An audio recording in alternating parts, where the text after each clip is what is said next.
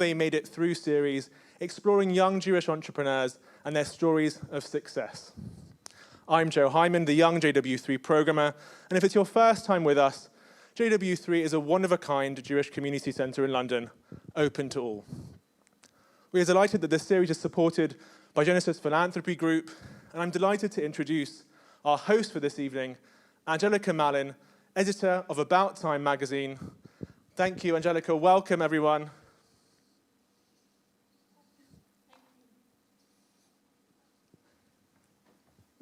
Thank you so much, Joe. Well, good evening, everyone who's watching at home.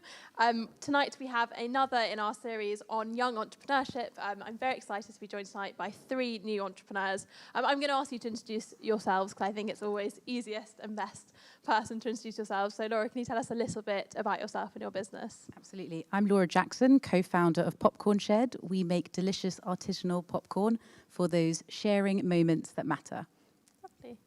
I'm Joel, lovely to meet you and thanks for having me. I've got a company called Make Believe. We have theatre schools and production companies all over London and south east of England. We do a lot of work in Israel, China. We've also got schools in Sydney and Australia. Wonderful. Hi, I'm James. I am one of the co-founders of Skinny Dip. We are a fashion lifestyle brand that do a whole range of fashion accessories, clothes, which we sell online and in our stores and concession partners. Thank you so much. So I want to start tonight by talking about inspiration. So how the ideas for your businesses came about, what inspired you, and then we're going to look a little bit about how you kind of practically got them off the ground. Because I know for a lot of people watching who are thinking about starting businesses, they might have an idea, but actually taking practical steps to launch that business can be quite challenging. So starting with the ideas, James, with Skinny Dip, how did the idea for the business come about? So, going back a while because I'm 10 years into the journey now, but I went to Emmanuel College. I was always coming up with business ideas, and one of my best friends over there, from Emmanuel, he called me up one day a few years after I finished university, and I was working in finance, and I was miserable, and I was unhappy, and I wasn't really enjoying what I was doing. And he had the idea that a phone case could be a fashion accessory. I wanted to do anything but finance, so I said, sure, let's give it a go, why not? And our kind of idea was, could we take phone cases, which at the time iPhone 3 had just come out, and we thought to ourselves, where would they be great to be sold, where they weren't currently being retailed? And for us, the idea was, could a phone case be a fashion accessory? So me, my friend, and my brother thought we would start a business. I was 23, my business partner was 22, my brother had just finished university and was 21. And we started in a bedroom, and we thought to ourselves we would give it a go and try and see if we survived the first 6 months. And 10 years later, we're very fortunate that we're still here and still trading. How did you get things like first off the ground? So after the idea for the phone cases, was it just making a prototype? Do you know what? I think naivety was our biggest advantage and our biggest disadvantage, in that when we first started, we had no idea about business. We were kids, and we went into the Apple store and we turned around all the back of the packaging and it all said made in China. So we thought, well, that's a good place to start. So we typed phone case in China, and that was literally our level of naivety. We made a list of every retailer that we could think of from A to Z. And we hadn't considered building a brand. We hadn't written a business plan. We hadn't thought about external funding. It was literally kind of, let's give it a go and see what happens. And we were fortunate enough to find a really, it was the right time. There was an exhibition on in Hong Kong, and we flew out to Hong Kong. And we went to this exhibition that was about 3 football pitches long, and we spent 3-4 days going up and down and managed to find factories that said they would be able to produce phone cases. So then we came back to the UK, we sketched up, and when I say we, my business partner that did philosophy at university self-taught himself how to use AI and design files, created some really, really horrible designs.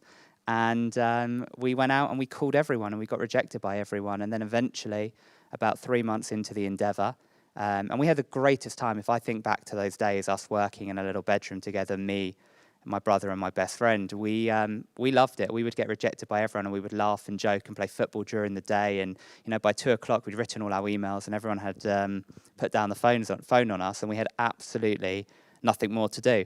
And about 3 months into it, we got a email from a buyer at River Island, and she said, "Look, you've driven me mad.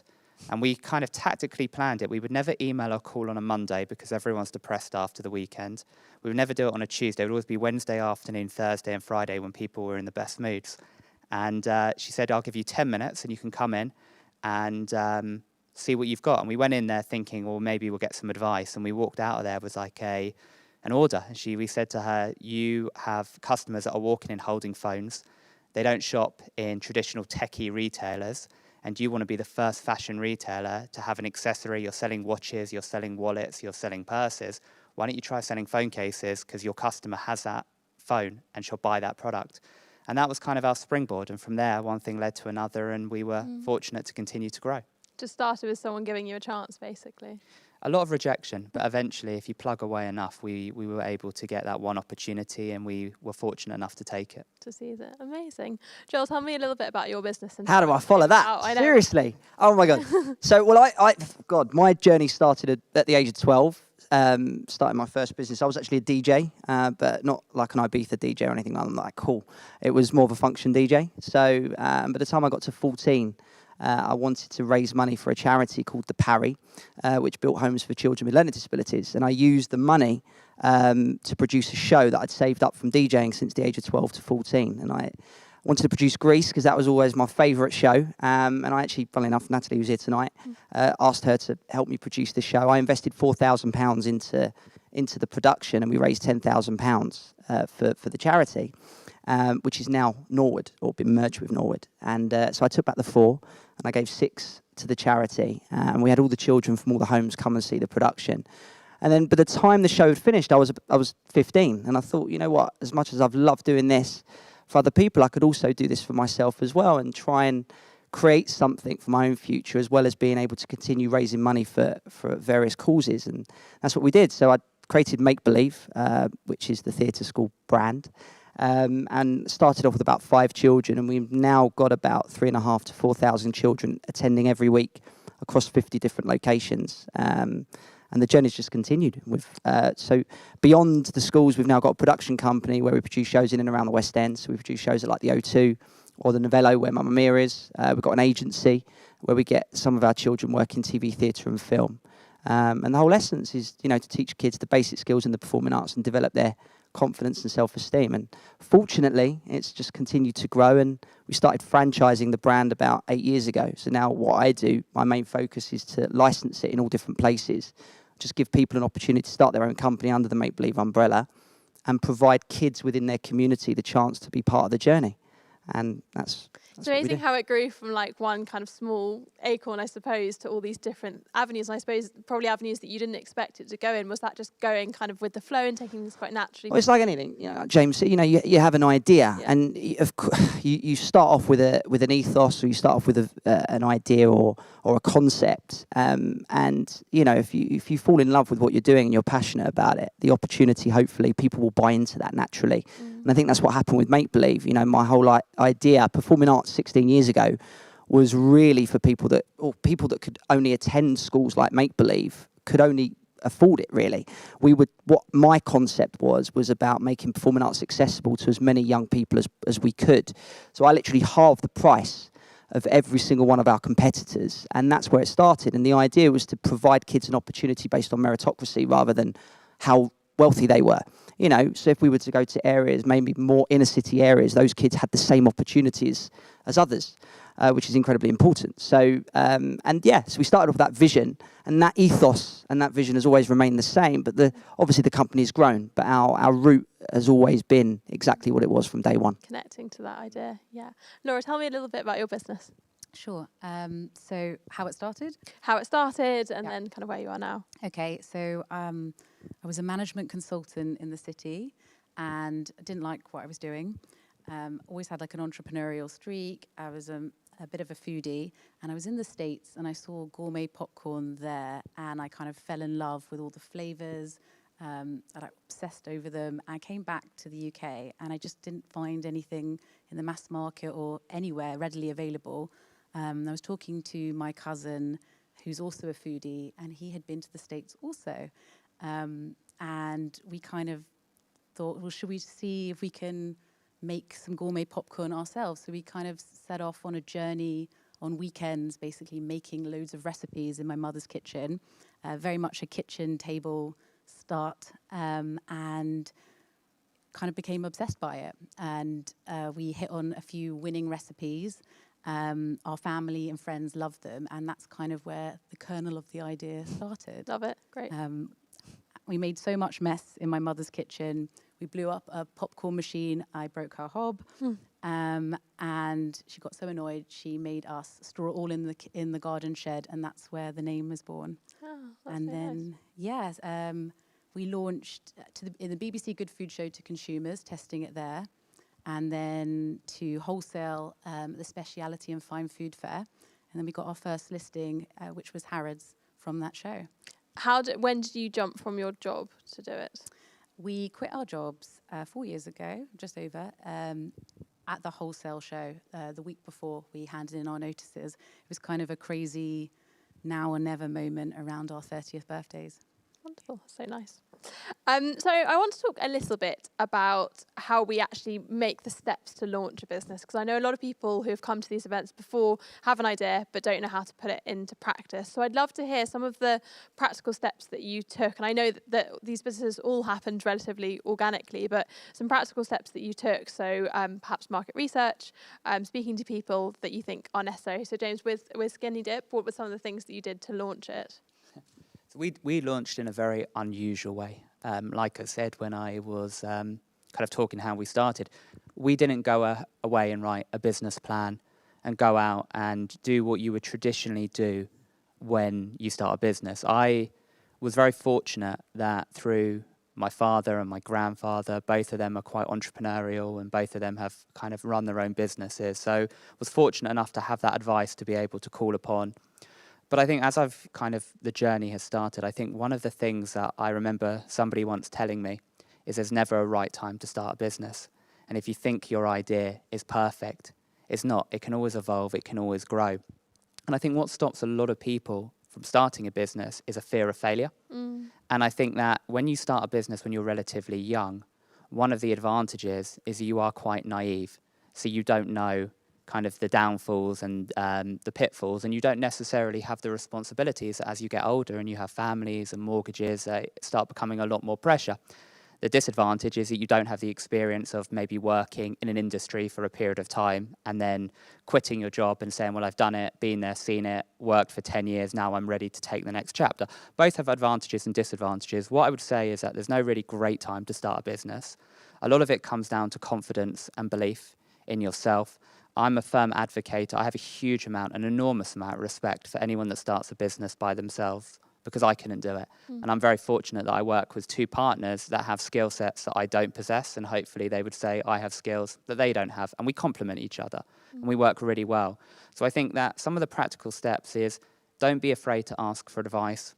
Go to as many networking events as possible. Take as many business cards as possible. Don't be afraid of sending somebody an email. And asking for an advice. You may get a lot of people that don't reply, but you may get one or two that do. And I also think that taking that leap and having that faith in yourself is really, really important, because the world is full of innovators and people that are brave enough to go and take a risk. And that's not to say it will work out. Even today, 10 years on with Skinny Dip, one of the first things I do when I wake up is I check our website. Because I remember the days where we would have 3 or 4 visitors, me, my business partners, my mother and my grandmother, and that would be it. And, I sometimes pinch myself when I look at our website and I see, we have millions of people over the course of the year that will visit skinnydiplondon.com. And it doesn't start like that. And I think the other thing that's really important to remember, what I've learned over the last decade, is that you're not an overnight success. We're very, very fortunate that quite a few people have heard of our brand. But that didn't happen when we first started the business in the bedroom. That has happened and evolved and grown over a 10-year period. So, I think there's very few people that have that overnight success, but don't be disheartened if you don't have it, because things take time and they grow and they evolve very naturally. So it's a roundabout way of answering your question, but I think those are some of the kind of general tips that I would give to people without being too specific. It sounds like for you, the co-founder relationship has been one of the really key things to the success of the business. Yeah, I mean, it's been great. I think, for me, I think you said it when you gave your introduction, in that if you love what you do and you're passionate about it, it doesn't feel like work. And I imagine when you started your business, it was very different from working as a management consultant. And, you know, I think when I started my business, and being really honest, I could have been selling any product or any service. I love the idea of working with my brother. I love the idea of working with my best friend. So for me, that's what made waking up in the morning and going into an office enjoyable and fun. And I think if you can find partners, whether it's family, whether it's friends, or whether it's people that you meet, that, like I said, have that complementary skill set to your own, well, then you get two for the price of one. Because running a business is really tough and it's not easy. And yeah, for me, I wouldn't, and I've always said this, I would never, ever run Skinny Dip without them. And I would never run any business without them, because for me, we come as a three. We don't, you know, there's no individuals in Skinny Dip. Amazing. Joel, obviously you started a business very young, so I imagine you weren't doing, like, you didn't perhaps take traditional practical steps because it was something that happened kind of organically. But I suppose looking back, was there anything you did that you think is really important to the company's progression? Yeah, like you said, I was a kid. You know, I was actually doing my GCSEs at the time and running the business from the library at school. Luckily, enabled me to work in there. I did more work on the business than I did actually in maths, English and science, but that's another story in itself. But yeah, like James, you know, I think it's important where you've surrounded yourself with your brother and obviously your business partner. You have to surround yourself with people that have kind of had that experience. And at 15, what experience have you really had other than being at school and seeing what your parents have maybe done? So I was very lucky that I had great parents. I had a fantastic foundation in that respect. And my mum is actually a foster carer, so she's been looking after children her whole life. So probably for me, that was where maybe the inspiration came from, to actually work with young people. And my dad, he was in business himself, and I always had the opportunity to learn from him from that side. I remember just used to go out, listen to him how he would sell, and I'd imitate him naturally as a kid. But yeah, I had plenty of mentors. I was very, very lucky. And I think that's one of the most important things, to surround yourself with good people that you can trust, that have had the experience. You know, a clever person learns from their own mistakes, but a really clever person learns from others, you know. So if you can surround yourself with great people that have done really well, then hopefully that gives you a good foundation over and above everything that James said, to do it yourself and make it a success. And I have to say, you have to have passion about what you do. 2 reasons why you start a business. 1, you've been in that industry and you learn about it yourself. So you take that experience and you apply it for your own personal circumstances, or it's something you really believe in and really are passionate about. You have to be passionate about it even if you learn it somewhere else. But I think that massively drives you. Just getting up in the morning wanting to earn money is not a good enough reason, in my opinion, to start a business. Of course, everyone wants to earn money and better their own life, but you've got to believe in genuinely what you're doing for the greater good. I think what you said about mentorship as well is so important, and it can be quite hard to find mentors. It's something I was always told at the start of my journey, like, you know, find a mentor, but actually it can be quite hard to find those people. They're not on the street just saying, I'll help you out. So you sometimes have to, you know, go to opportunities where they are there, or find them in kind of unusual ways as well. Well, that's exactly it. And I think, you know, again, James, you know, the naivety, and again, at 15 years old, that was probably my most attractive trait. The fact that I was a child and I was, you know, being as bold, this Essex lad walking up to everybody, just doing whatever he wants to do and saying what he thought. And people bought into that. And, you know, people do buy people rather than product. You know, people buy into individuals and the belief that they have behind whatever it is that they're selling. And I was very lucky. You know, I did meet a lot, and especially being in the entertainment world, you do meet a lot of characters. And naturally, creative people want to help other creative people. And it's just how it, you know, people love all that. So people were resonating towards make-believe and everything that it stood for. I mean, we ended up getting, you know, sponsored by Saatchi, and then the MD of Saatchi has ended up becoming a really good friend. He's helped me over the years. You know, so you naturally build relationships like that, and that's it. And as long as you look after those people in return as well, you help them, then, you know. It comes down to confidence, though, doesn't it? It's like confidence in belief in what you're doing, and confidence in yourself, which 100%, and that's something that we teach, obviously, at Make Believe, the whole essence of building confidence. I mean, one of the things that my dad always used to say to me was, you don't get anywhere in life being shy. It was not an option to be shy. If I was ever to stand behind one of their legs as a kid and not say hello to someone, they'd have picked me up and thrown me in front. It just wasn't an option. So I think, you know, you're naturally, as your confidence grows. The more deals you get, or the more people you meet, the more times you do something like this, you learn from it, and you naturally grow as a person and as an individual. So, yeah, for sure, confidence is a massive thing. And as long as you have that inner belief and that innate drive to succeed and do well, you know, you'll eventually get there in You'll terms get of there. whatever you're doing. Yeah. Sure. Laura, tell me about some practical steps. So we know you went to the Good Food Show, and you did that. But anything else that you did that you think, especially I suppose starting a food business, is there anything you'd recommend that you did that really helped? We did a lot of market research before we launched. So taste is the most important thing. If you have a bad product and you sell it, no one will buy it again. So we had lots of focus groups. So it's one thing testing on friends and family, and they can be quite nice. We actually got lots of strangers to come to events that we ran in a free room in a pub using Gumtree, come and try popcorn, and they didn't know who we were, but they were very brutally honest in our packaging and our flavours. So a lot of market research at the beginning. We sold to independents. Sometimes we gave it away for free just to test rate of sale.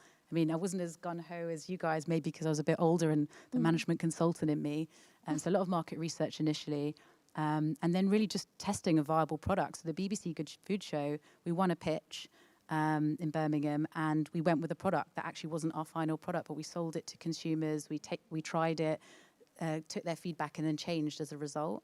So yeah, actually getting the product out there. And I think we're self-funded, so saving on a personal level at the beginning to think how long can I survive before the business gets up and running, and so just that practical step.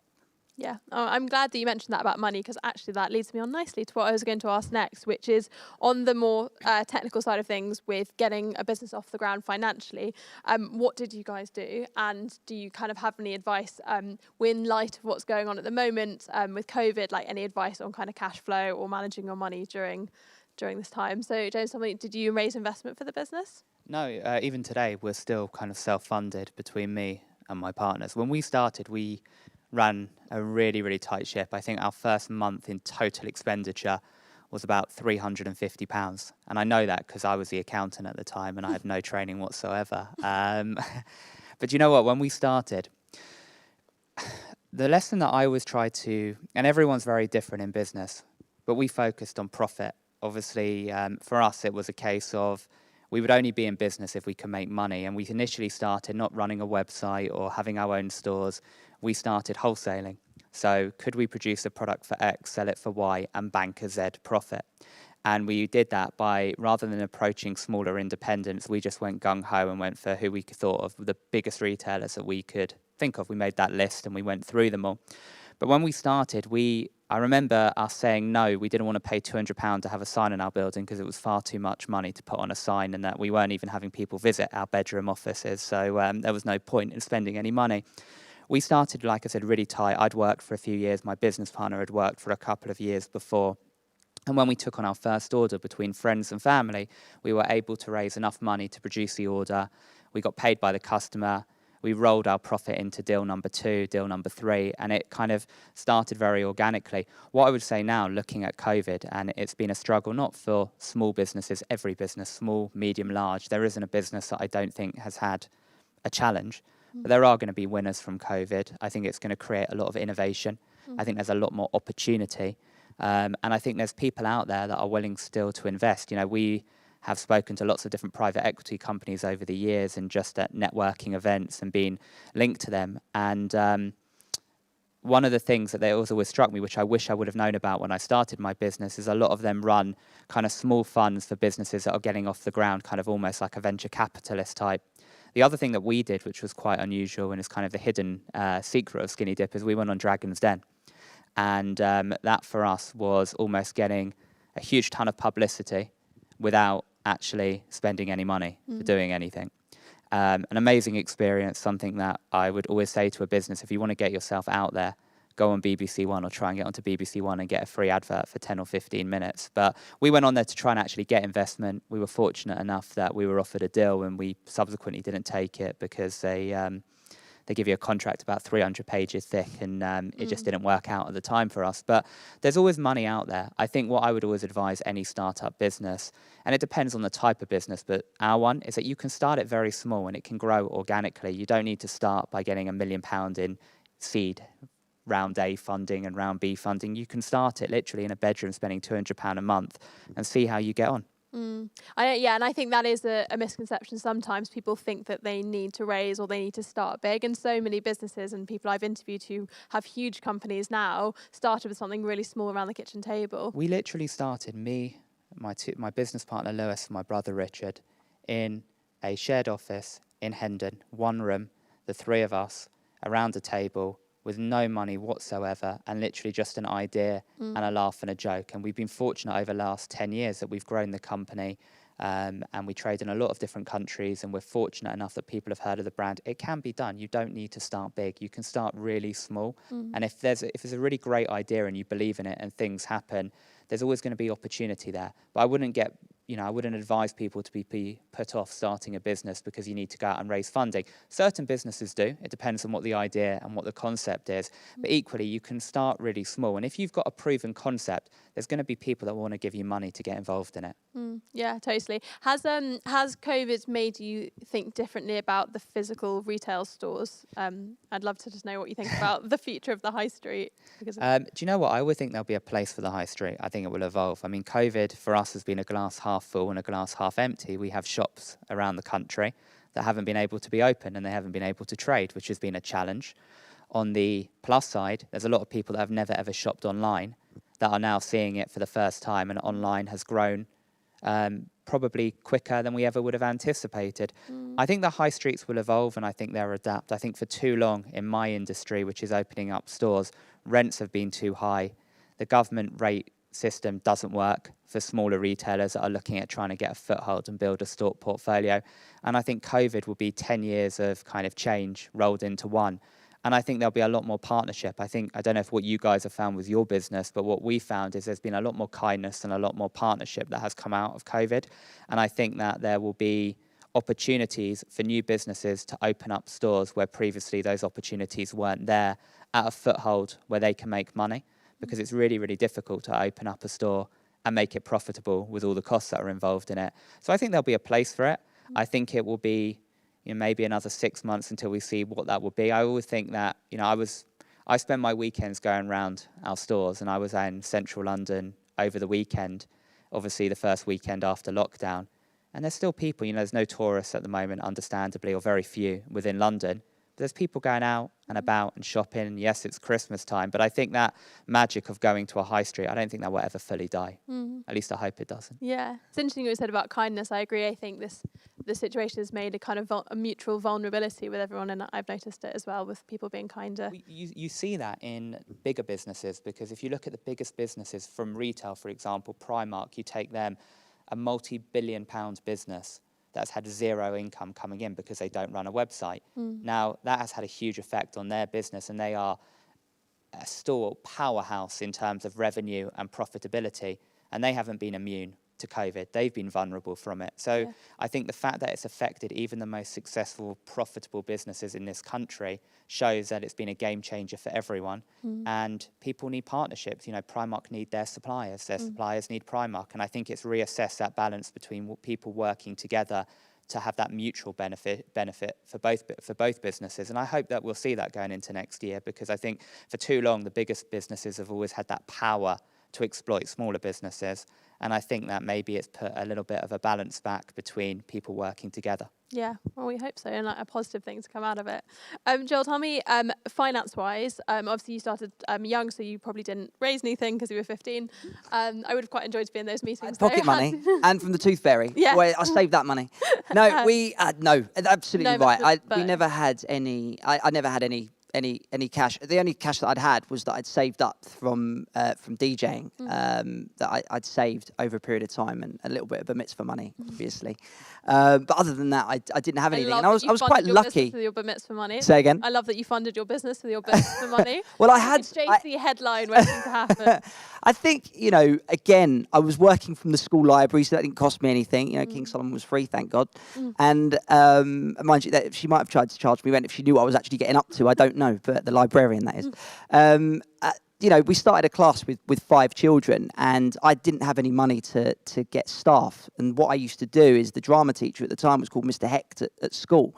And when he'd go to his lunch, I'd run in on the lunch break and look at his teacher's notes. And obviously now we can take pictures, but then it was 3210s and whatever, and you could take a picture. And I was writing down all of the teacher notes, basically. And then that night, I would teach the class that he was delivering at A-level at Make Believe. And I was literally blagging the class at the very early stages because I couldn't afford to have any staff.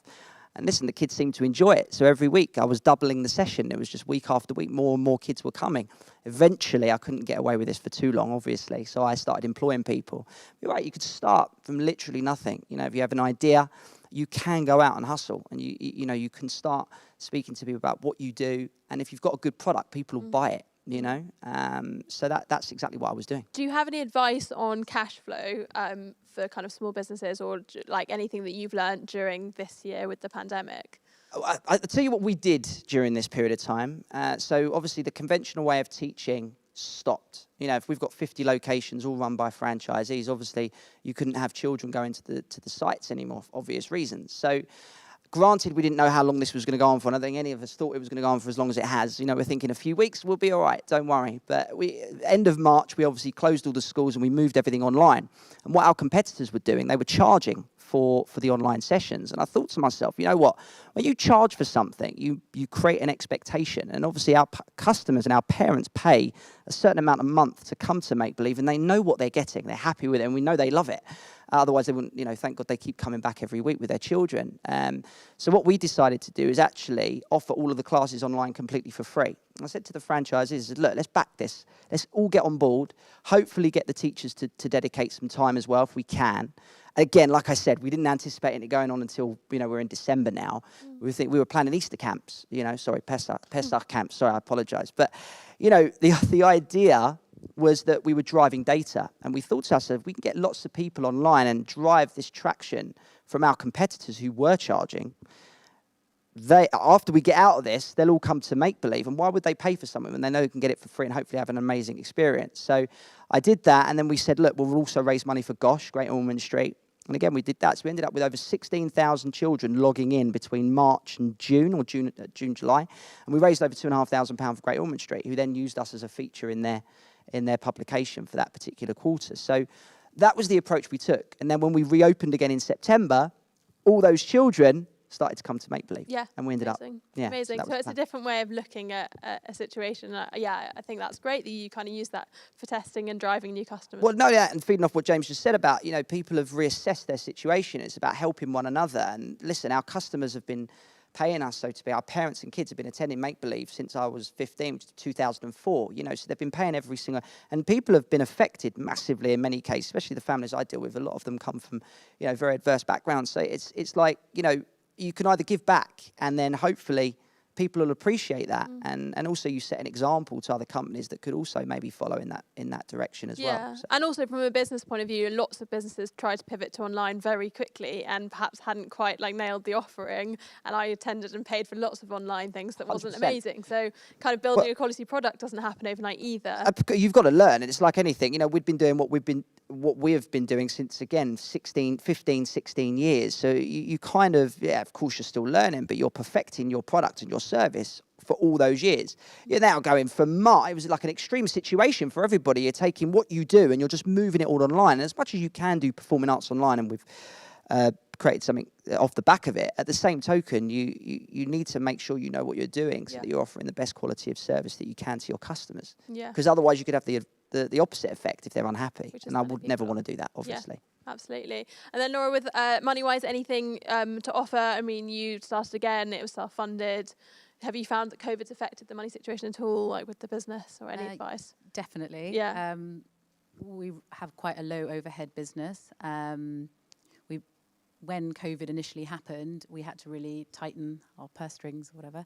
My co-founder always jokes I'm so tight that I squeak when I walk. But we had to really assess all of our costs, and we had to reallocate our funds. We had a lot of NPD, new product development, that we'd planned for this year. We paused all of that. A lot of it went on to online marketing. We relaunched our website. Most of my business before COVID was wholesale. So to shops, cinemas, theatres, airlines, and they just stopped ordering overnight. So we really had to get our website up and running, get our direct-to-consumer offering right.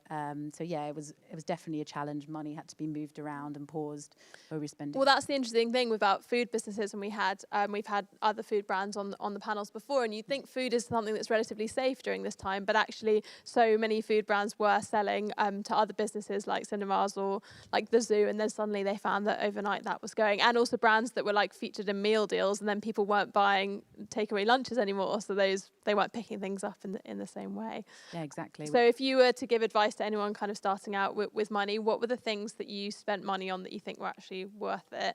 And like you said, you tighten the purse strings stuff, perhaps. I know that was the product development, but is there anything else that you kind of spent money on that you think perhaps wasn't necessary? At the beginning or during COVID? Either.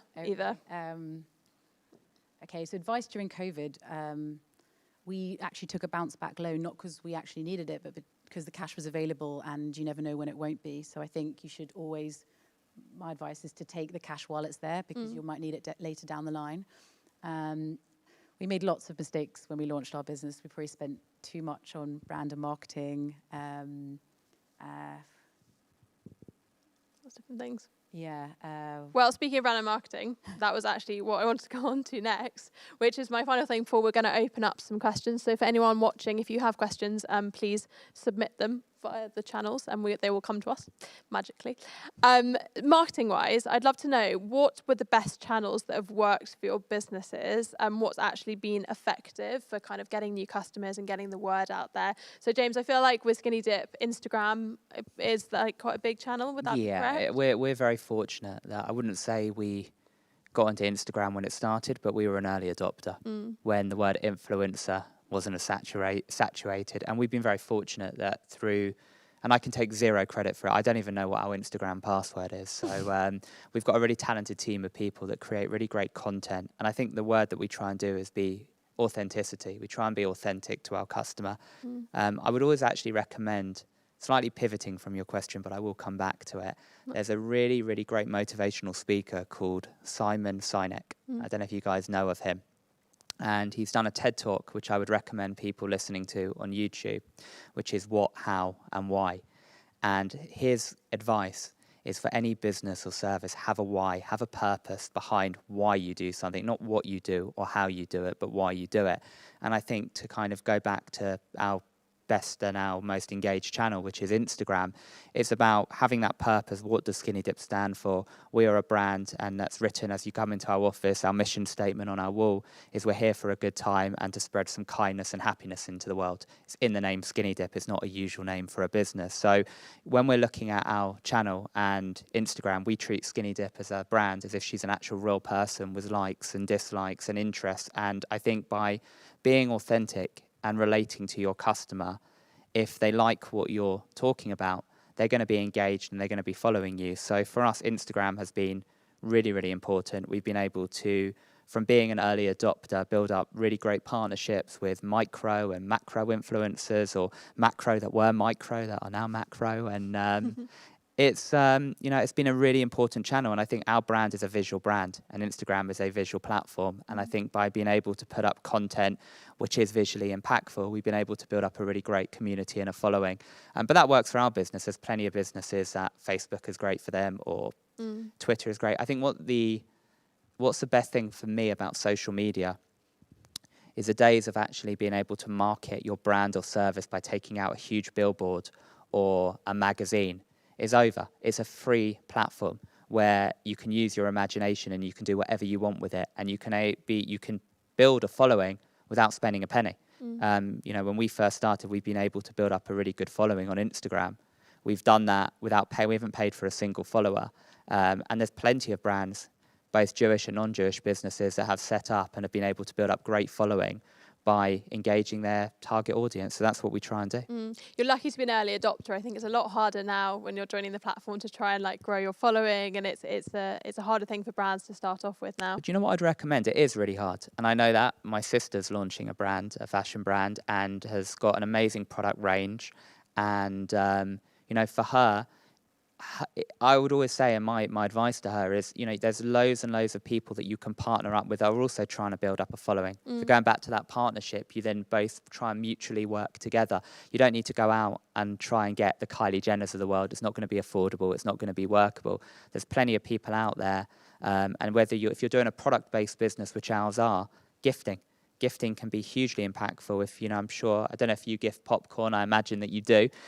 If the product, and it goes back to kind of the key thing, if the product is good, people are going to want to talk about it, because influencers have a platform. Their full-time job is producing content. So if you're able to give them something that they like, they're going to talk about it. Give them something to talk about. Yeah, Exactly. That's very interesting. Laura, is Instagram being good for your brand? I feel like people love food on Instagram. Yeah, they do. I think also the majority of our business is wholesale. So trade shows for us pre-COVID were huge in terms of marketing. That's where we'd put a lot of our marketing budget. But we've really had to get our head around Facebook ads, Google ads, and try and build up our following and get hold of people in a different way. Also, LinkedIn for us is huge. Corporate orders, hamper orders, gifting.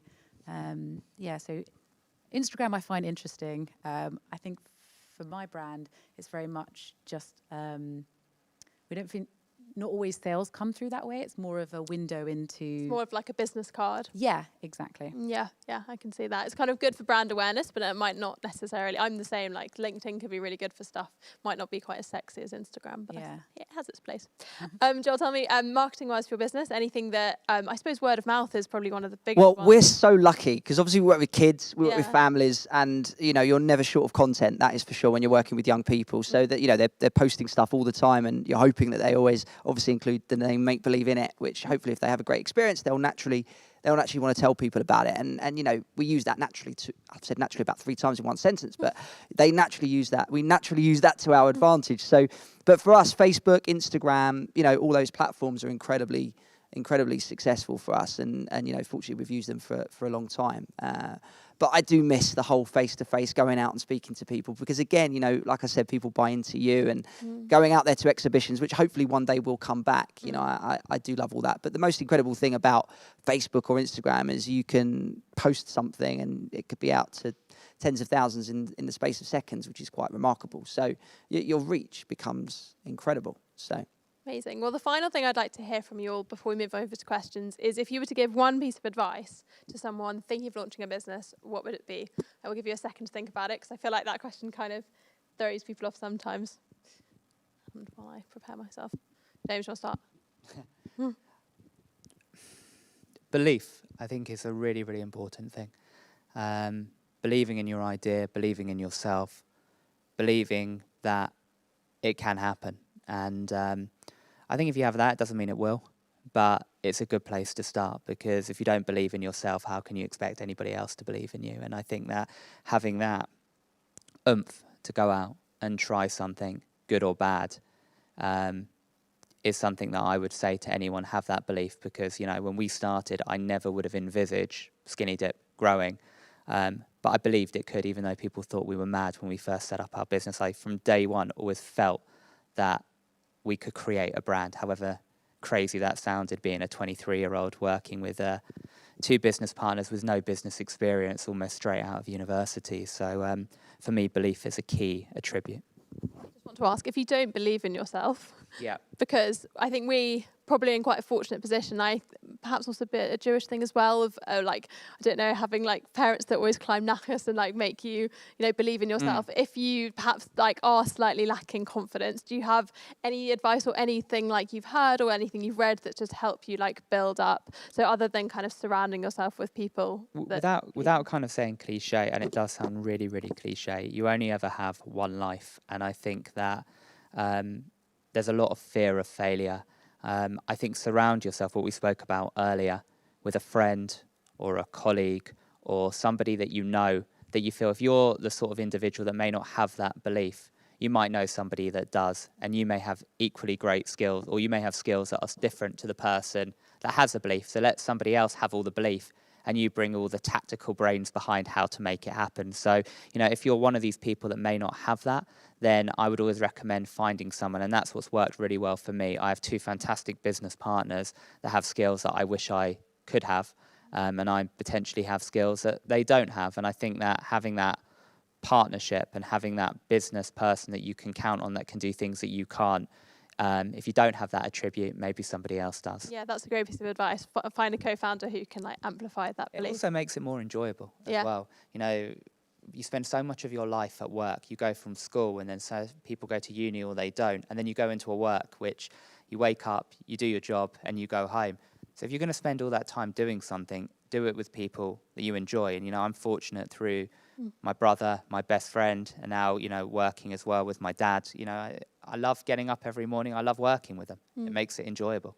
Yeah, it's a huge part of your life. You have to really enjoy it. Joel, any advice? Yeah, I think if you're ever going to start a bit, you have to think about the impact that you're going to have on other people. You know, again, Make Believe was all about how we can impact the lives of a young person before anything. So I think if you're going to create a product, create a service, or provide a service, you have to think about what benefits that other person is going to get, because that's why, you know, you're doing it for other people at the end of the day. And if they like what they get, they're going to come back to you. And the second bit of advice is, I think we've all said it, is about surrounding yourself with great people. You know, so if you can provide a great service and learn from others, that will hopefully be a good recipe for success. Thinking about what you're here to contribute more than anything, rather than just gaining from it. Amazing. I feel like I'm just going to repeat what they've said. That's fine. You can repeat. I think it's just to repeat, knowing what your weaknesses and your strengths are, and then finding someone to plug the gaps, or someone who, or hiring people to make you look good, really. If you know what your strengths and weaknesses are, it's much easier. Yeah. To go ahead and be successful. This is making me want to run and go find a co-founder. Anyone watching? You want to start a business with me? I've always done it on my own, and now I'm like, oh God, maybe I want someone. Don't know, I think I'm a bit too bossy. Amazing. Well, guys, thank you so much for tonight. We have some questions from the audience, which I'm now going to ask you, and anyone watching, they can submit them. So the first question, quite juicy. How has your Jewish identity influenced your entrepreneurship? Anyone want to chip in on that?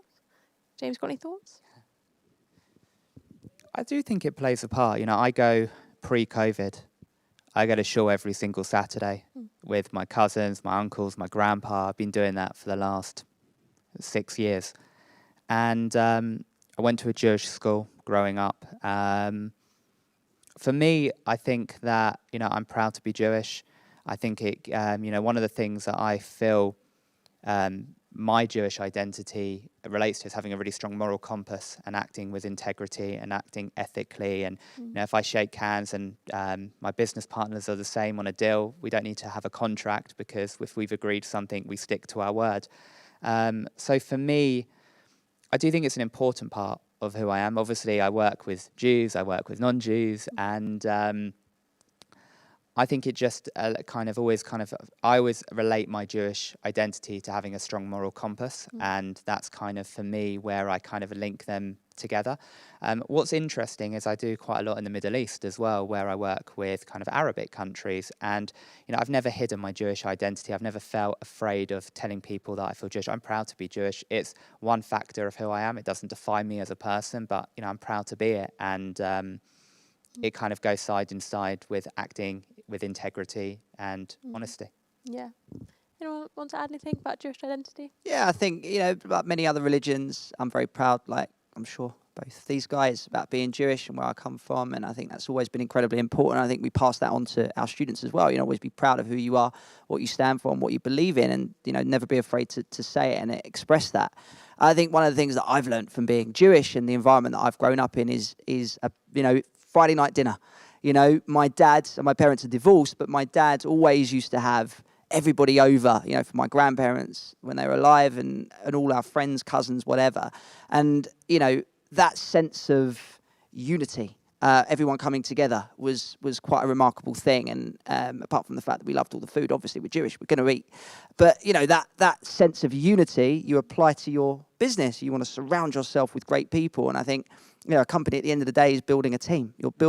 You're working with a group of people who have sharing the same vision that you have. And so coming together is always a good thing, and you can definitely achieve more. I'd say it's provided me lots of networking opportunities. Being part of the Jewish community has just really gives you an additional support.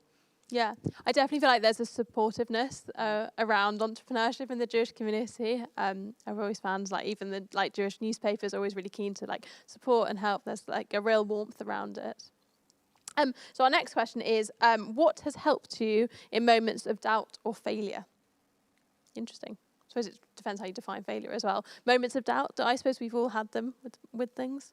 Joel, any thoughts? Yeah, as I said, I don't think any of us lack much confidence, which is a good thing, you know. And again, you get to that point. I've always, you know, you learn more from your failures than you do from your successes at the end of the day. And again, it's cliche, and you do say it, but you know, your the shows that we've produced, the ones where I've made mistakes, I've learned far more from all the audience coming out saying, "Oh my God, that was the best thing I've ever seen." Of course, that's amazing. But at the end of the day, the ones that critique you and say, "Actually, you should have done it this way, or you should have done it that way," it makes you look at things in a much it puts it into perspective at the end of the day. So, you know, there's nothing wrong with making mistakes as long as you learn from them. You know, you're never not going to make mistakes. If you're running a business for X amount of years, no one goes through it. And even now, we're still making mistakes. But you learn from that. You grow as a person, as a business person, and that helps your team as well at the end of the day. So you don't want to keep making the same ones. Learning from But it. yeah, 100%. It's not a bad thing to make a mistake in any way, shape or form. James, anything to add? I always put it into context. I think your point about learning from your mistakes is great, and it's something that we try and do. I always look at it quite in putting it into context that, you know, what my job is, we're not doing brain surgery. You know, it's not saving lives, we're selling products. And I think putting it into context that things will go wrong, but it's not going to kill you or make you stronger. And I again feel like a broken record. Working with people where you can have a laugh and a joke and learn from it and move on. And when you have those doubts, you kind of go forward quite quickly. And having that purpose, having that why, having that mission statement, and knowing that you're not going to get that overnight. You know, you're on a journey. There's going to be good things that happen, and you're going to enjoy them. And there's going to be bad things that happen. You're going to learn from them. Have you ever had anything that's failed really badly at Skinny Dip? Like anything that's gone horribly wrong? Absolutely. When we first started trading 6 months in, we were doing this product where we were putting home chargers, and we were working with an American company at the time. And the home chargers, they hadn't got a certain product safety certification, and we'd sold it into a major retailer for their main Christmas promotion. And this was 6 months into trading with no real experience. And we basically got a call from Trading Standards that the product wasn't fit for purpose, and we had to recall it from the whole shelves. And it was the scariest, and it was one of the most awful things that happened. And I'll still remember that the day that we had to call up the buyer who had bought the product and said, "You can't sell it over Christmas." And we thought that was it. We were never, ever going to succeed, and the business was finished. And I remember going that evening for dinner with Lewis and Richard, who I work alongside. And it was a great dinner. We had a laugh, we had a joke, and we said, "We'll go again tomorrow." And I think that the fact that we were able to recover from that, it was a really horrible mistake. And I'm kind of, for time purposes, glossing over kind of all the details. But How many products had gone out? 20,000. So it was a big mistake to have made. But it was something which we learned from. 10 years later, I've never done a charger again. But do you know what? It was something where we understood the importance of it happening really early on into our journey. Stuff like quality control and making sure that products that you put your name on are fit for purpose. That was a game-changing kind of mistake that from then we are militant on every single product we put onto market is UK, European, American, Australian, Middle Eastern. It's got every approval you could imagine. We are... Because we made such a big mistake when we started the business, we learned from that mistake and we moved on. So yeah, I mean, it happens every day. I always say on a Friday, and going back to the Jewish identity point, the Friday night dinner is the best part of the week because you can kind of stop putting out all the fires, which is involved in running a business, and relax. And then you go again the following week and it all starts up. Time to breathe a bit, eat some challah, chill. Anything that's helped you in moments when you've had kind of doubt with things? I definitely struggle with self-doubt, but I think trying not to compare myself to other people and comparing myself to me and the journey that I've been on personally, and just reminding myself of that helps me. Amazing, thank you. Also, I haven't actually plugged my book in about 50 minutes, so I feel like that was my perfect opportunity because I would like to say that female entrepreneurs struggle way more with self-doubt, and we obviously have two guys on the panel who are saying, feel confident, and actually, having spoken to a lot of female founders, it is a thing that women struggle with a lot, so you can buy my book in January. Find out more about that. Look forward to it, I will. And then our final question from the audience is, do you have a business role model? Which I think is a great question. Is there someone that you kind of look up to, someone who's entrepreneurship style really inspires you? James, any role models? Yeah, my dad. You know, he started his business at 15 he didn't go to university, and he built up his business. And the thing I've always learned from him is he's fearless when it comes to picking up the phone. And when we started, there wouldn't be a Skinny Dip without him, because kind of going back to the point you made in terms of, you know, learning from other people's mistakes, you know, he's guided us from day one. And even today, 10 years on, I won't make any major decision without speaking to him first and getting his kind of approval, because and it's not just me and Richard and Lewis who run Skinny Dip. You know, he's kind of our chairman in terms of what he says goes, and he's guided us. And you know, we've been fortunate. We've met a lot of really successful entrepreneurs and major CEOs. But yeah, my dad for me is number one. Lovely. Do you have any role models, Joel? Oh, for sure. For different reasons, you know, that naturally mum, dad, you know, for various reasons that I'm sure you guys have with your parents. But, you know, like I said, I've been lucky to be surrounded by, you know, lots of individuals. My dad I'd always speak to about advice. My mum, normally when it came to the kids and thinking about the parents and making decisions from that side of it, she'd be the perfect one to speak to. The chairman of the charity, the Parry, he always used to help me with various different things, and Richard from Saatchi. So, yeah, I was lucky to have met quite a few different individuals who, and for sure, my granddad massively. He helped me with absolutely everything. So I was just very fortunate that I could speak to a lot of different people, and I'd go to them for different reasons, you know. So, yeah, I was a variety, but I couldn't pick one. Especially if they were watching, they'd be upset if I did just pick one. So I feel bad now for picking one. Should have mentioned the whole family. You can't just pick one. I know. There you go. Laura, do you have any role models? I've got lots of role models, but I'd say that I'm also very fortunate. I come from a family of accountants, and they all help me a lot with the numbers. That must be handy. Very handy. Fantastic. Well, guys, thank you so much for your time tonight. I very much thank you. appreciate it. To anyone watching, I hope you've enjoyed tonight's event. There's lots more online events coming up at JW3, so you can find out more on their website. And we thank you for watching. Good night, everyone. Thank you very much for having joining us. my- Thank you. My panel, my Letterman moment. Thanks, guys. I don't know if I have a role model, like Karen Brady.